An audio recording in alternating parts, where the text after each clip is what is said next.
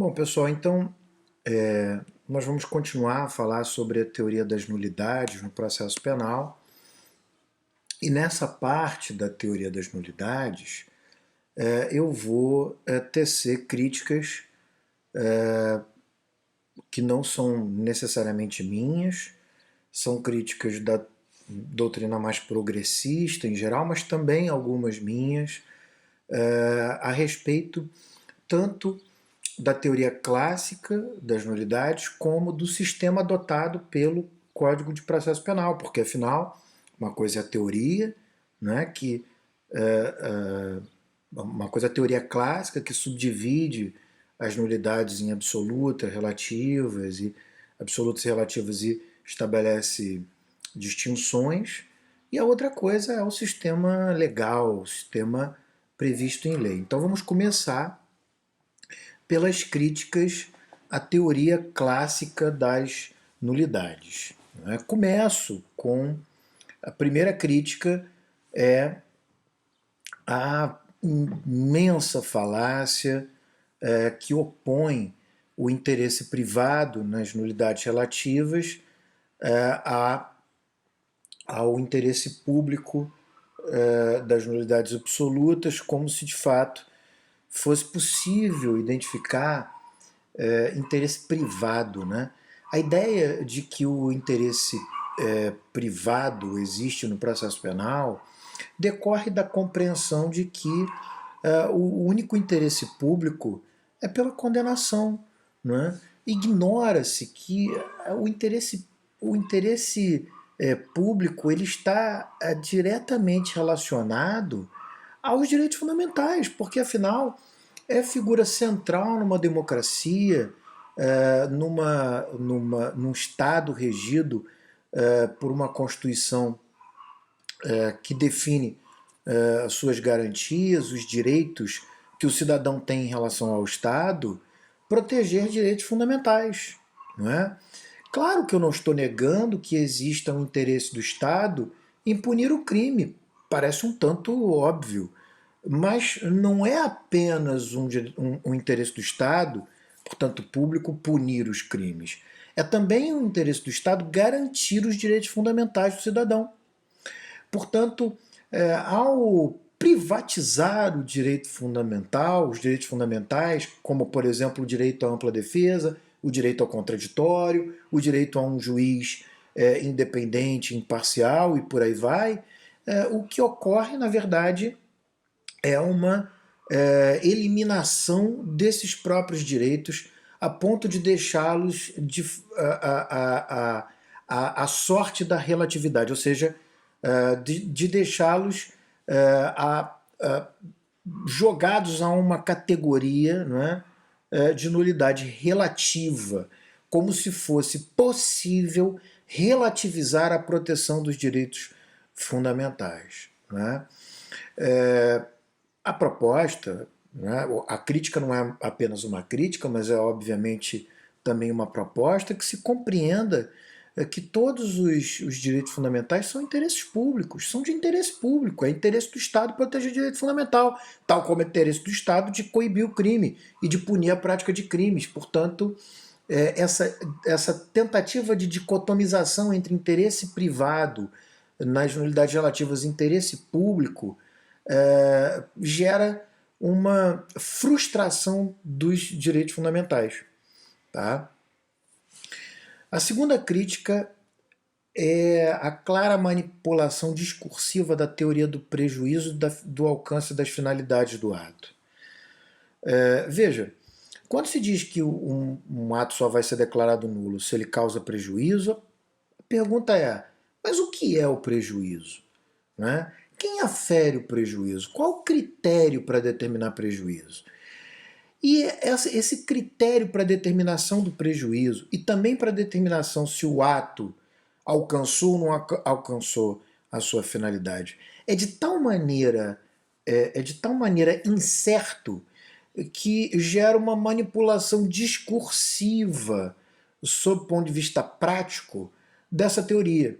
Então nós vemos, o que mais nós vemos na prática, né, das nulidades no processo penal são os tribunais afirmando que não houve prejuízo pela prática daquele ato nulo, ou que é pior ainda, não ficou provado o prejuízo.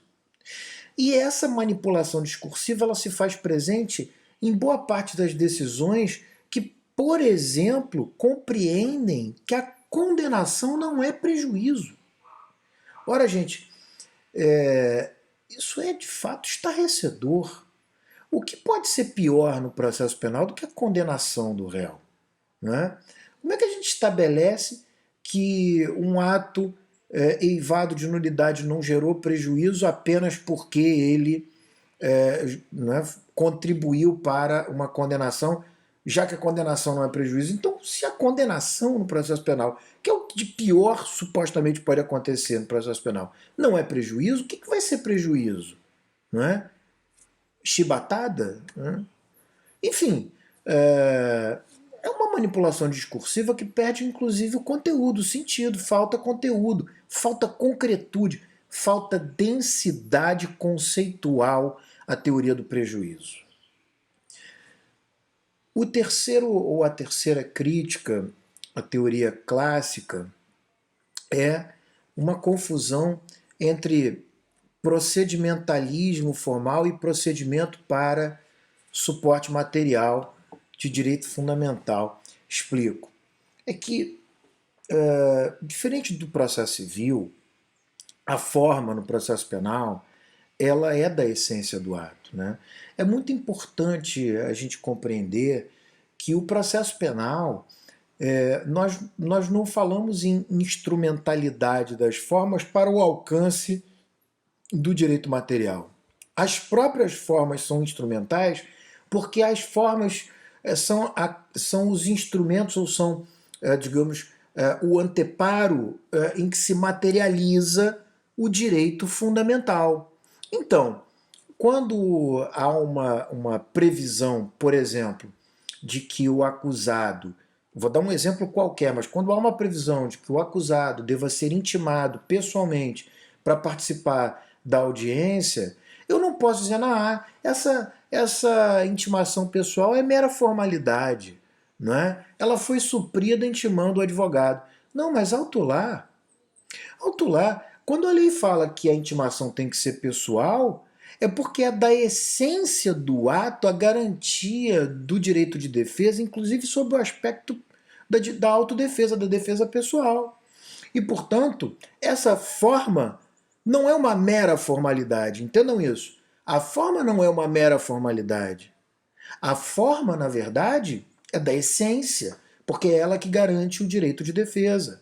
É o que acontece, por exemplo, na ordem de perguntas para as testemunhas. Por que as partes começam perguntando e não o juiz? Porque o juiz é inerte. Porque o juiz, no processo garantista, ele funciona ou deve funcionar como um árbitro. Ele não é inquisidor. Portanto, é da essência do sistema acusatório que as partes protagonizem, e não o juiz. Não é mera formalidade, é da essência. A forma no processo penal é da essência do ato. É ela que materializa os direitos fundamentais. E é por isso que não há que se confundir, né, uma mera formalidade, um procedimentalismo formal com a formalidade enquanto o suporte para o direito fundamental. No processo penal, as meras formalidades não existem, são formas, e formas são da essência. A quarta crítica é a possibilidade de convalidação de um ato defeituoso. Ora, se o ato é defeituoso, como vai convalidar o ato? Se o ato é defeituoso, faz de novo. Se você estabelece por lei regras que digamos, determinem a maneira como o ato deve ser praticado e que a violação dessas regras configuram um defeito do ato, um vício e, portanto, uma invalidade, não há que se convalidar a invalidade. Né? O ato deve ser refeito e, se ele não puder ser refeito, ele deve ser anulado. declarado nulo. A possibilidade de convalidação de um ato que viola a lei é, no mínimo, teratológico, não é? Contraria o sistema. Então, essas são as principais críticas à teoria clássica das nulidades. No próximo bloco eu vou falar as críticas ao sistema estabelecido pelo Código de Processo.